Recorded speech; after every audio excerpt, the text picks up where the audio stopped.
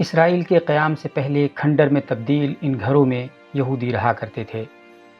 عراق کے شمال میں کردستان علاقے کے سلیمانیہ میں یہودیوں کے شاندار کوٹھی نما مکانات ہوا کرتے تھے۔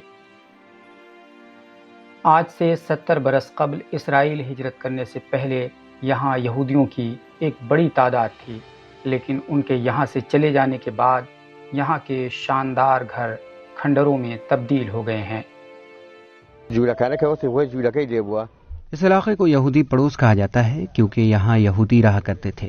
یہ ایک بڑا علاقہ ہے، لیکن یہاں یہودیوں کے 30 سے 40 گھر ہی تھے، کیونکہ یہودیوں کے مکانات بڑے اور وسیع ہوا کرتے تھے۔ ان میں سے کوئی بھی مکان 500 مربع میٹر سے کم نہیں تھا۔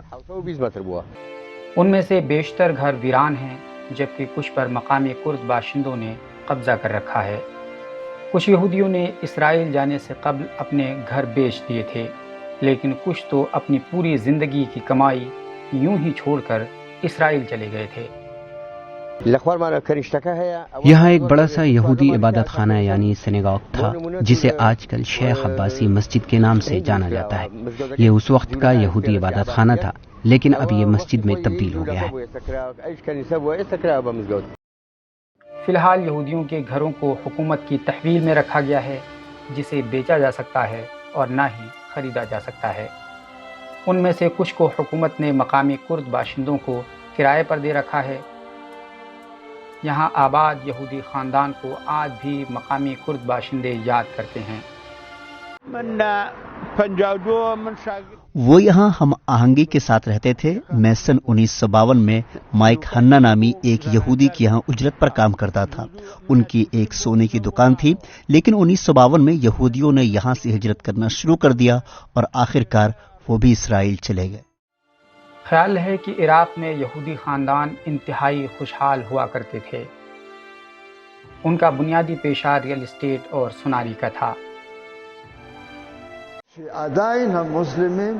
70 برس گزر جانے کے باوجود آج تک یہاں ان کے گھروں میں رہنے والے مسلمان یہودیوں کو یاد کرتے ہیں۔ یا یہودیوں کا ایک عبادت خانہ تھا جس میں اب لوگ رہتے ہیں۔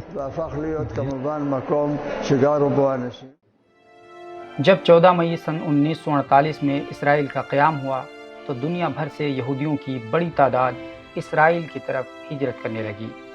اسی ضمن میں عراق سے بھی یہودیوں نے ہجرت کر کے اسرائیل کو اپنا آخری مسکن بنا لیا۔